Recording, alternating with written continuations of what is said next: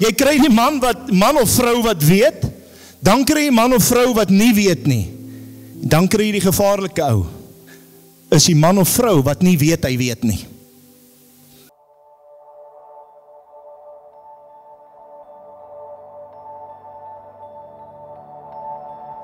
Vandag wil ek vir julle sê, ek weet wat dit beteken om met alle ywer iets te doen, maar dis al die pad dom ywer gewees. Ek weet wat dit is om te glo jy's reg, maar jy besef nie. Ek sê altyd daar's 3 tipe mense. Ek wil julle gou leer die 3 tipe mense wat jy kry. Nou nie manne, vroue en dits nie, is iets anders. Jy kry die man wat weet, dan kry jy die man of die vrou wat nie weet nie. Ek moes daar's eerder gesê net die man, want vrouens weet mos als. Maar okay, jy kry die man of vrou wat weet, dan kry jy man of vrou wat nie weet nie. Dan kry jy die gevaarlike ou. Is die man of vrou wat nie weet, hy weet nie. Baie mense in die kerk sit op die plek wat hy weet nie. Jy voel vandag dalk deur jou werke, deur iets wat jy gedoen het, is jou plek pad hemel toe, is geplavei. Ek wil vir jou sê, jy kan die lig sien, maar as jy die stem nie hoor nie, beteken dit vir jou niks nie. Hy wil vandag jou roeping vasmaak. Hy wil sy lewe jou identiteit maak. Halleluja. Halleluja. Net God se stem kan die verslawing in jou doodmaak. Net God se teenwoordigheid en krag kan dit vir ewig keer. Om te hoor en om ag te gee, verg gehoorsaamheid. Jy moet 'n besluit neem. Baie mense vra die onkundige vraag, maar hoekom as die Here bestaan, hoekom gaan dit so? Hoekom lyk die wêreld soos hy lyk? Kom ek sê hoekom? Omdat God is nie Hitler nie. God forceer niemand nie. Hy praat met jou, jy het 'n keuse of jy hom wil aanneem of nie. As die mensdom tot gehoorsaamheid kom, sal God se stem op die aarde seëvier en dit sal goed gaan onder die kinders van die Here en die probleme en die goed sal weggaan, maar die mens het 'n keuse en die mens wil nie hoor nie. Iemand sê dit ook by geleentheid duidelik, hy sê maar dit kan nie wees, ja, kan nie 'n God wees, jy kyk hoe lyk die mense. En hy stap daar uit en die ou wat het gedoen het was ongelukkig op die regte tyd, op die regte plek, soos die Here het bestem, maar vir hom ongelukkig, maar dit was eintlik 'n goeie les. En hy sê vir die ou, dit het gebeur in haar kappe, terwyl die ou se hare sny, toe sê hy, nee, maar daar kan nie 'n God wees nie, en hy sê vir die ou, hy stap uit, eers weet hy wat om te sê, hy stap uit, hy kyk, hy sê, nee, daar's nie haarkappers nie. Ou sê, wat is in ons praat jy, ek is dan 'n haarkapper, ek kan hare sny, hy sê, kyk hoe lank is jy ons hare hier buite. Hy sê, maar wat wil jy dan sê? Hy sê, daar is nie haarkappers nie, want kyk hoe lank is hulle hare. Hy sê nie, maar hulle moet net na my toe kom.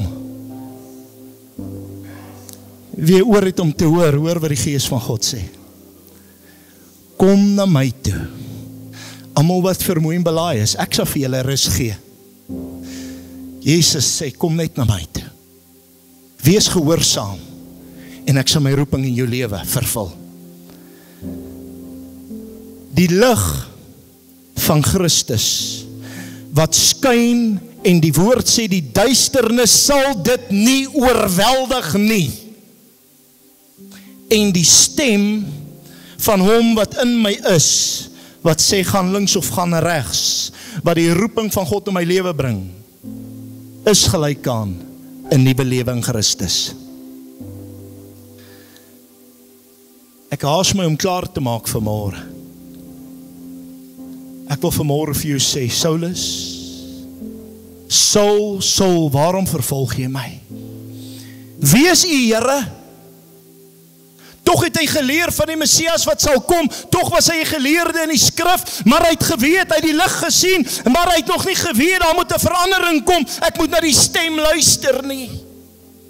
Daar was mense saam Saulus gewees, hulle sal hom nooit alleen gevat het, om die mense in hegtenis te gaan neem nie, daar was 'n geselskap saam met Paulus gewees.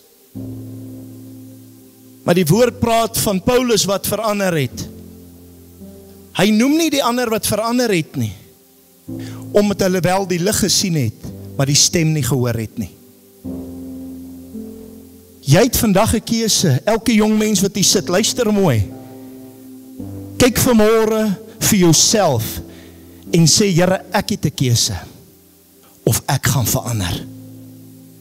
Ek het 'n keuse, of ek net die lig gaan sien, of gaan ek gehoorsaam wees aan sy stem.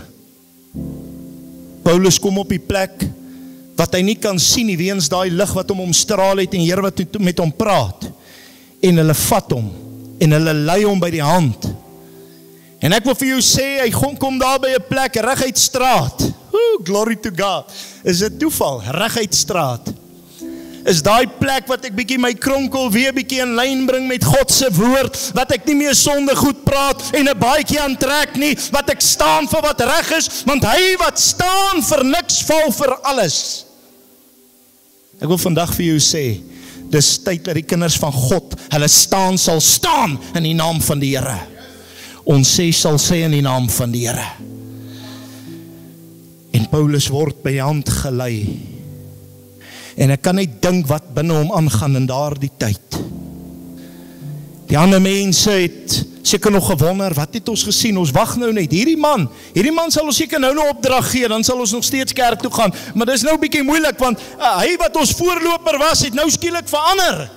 Hier's 'n verandering van hart wat gebeur het, wat gaan nou word?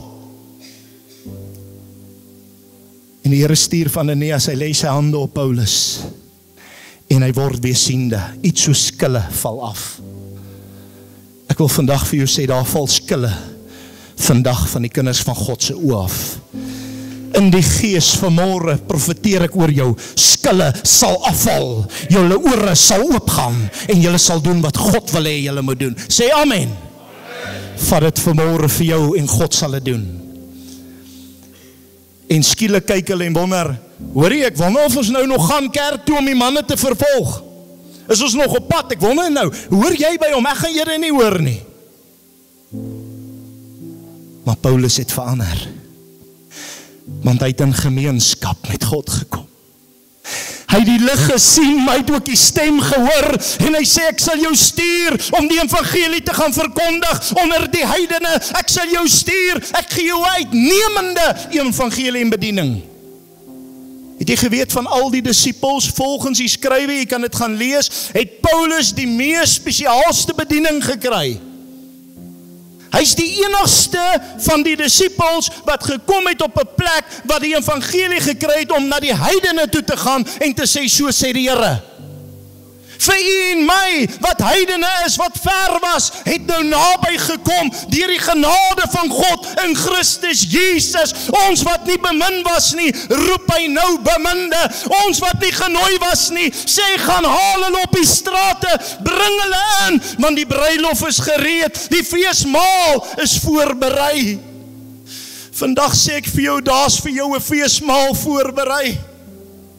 Maar jy moet gehoorsaam wees. Jy moet sê, Here, hier's ek. Here, ek gaan luister. Ek gaan luister. Vanmôre vra ek vir jou, volk van die Here. Paulus se gehoorsaamheid het gelei na uitnemende bediening toe. En weet jy, as ek kyk deur Paulus se briewe, ek's 'n groot aanhanger van Paulus se bediening en Paulus se skrywe is omdat hy spesifiek vir ons en die kerk van vandag geskryf het. Het hy menigmaal teruggekyk en gesê, Here, ek voel sleg.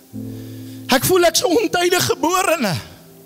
Here, ek voel ek is dit nie werd nie. Hy het baie maal haal hy het aan in sy briewe hoe hy voel, hy's eintlik niks werd nie. Maar dan sê hy in dieselfde asem, dankie Here, dat ek het uitnemender as al die res gearbei, want hy het my genade bewys. Jy het vandag genade gekry by God om hier te kan sit, is genade. Ek wil vir jou sê, daarom het God vir jou uitnemende roeping. God het vir jou meer instoor.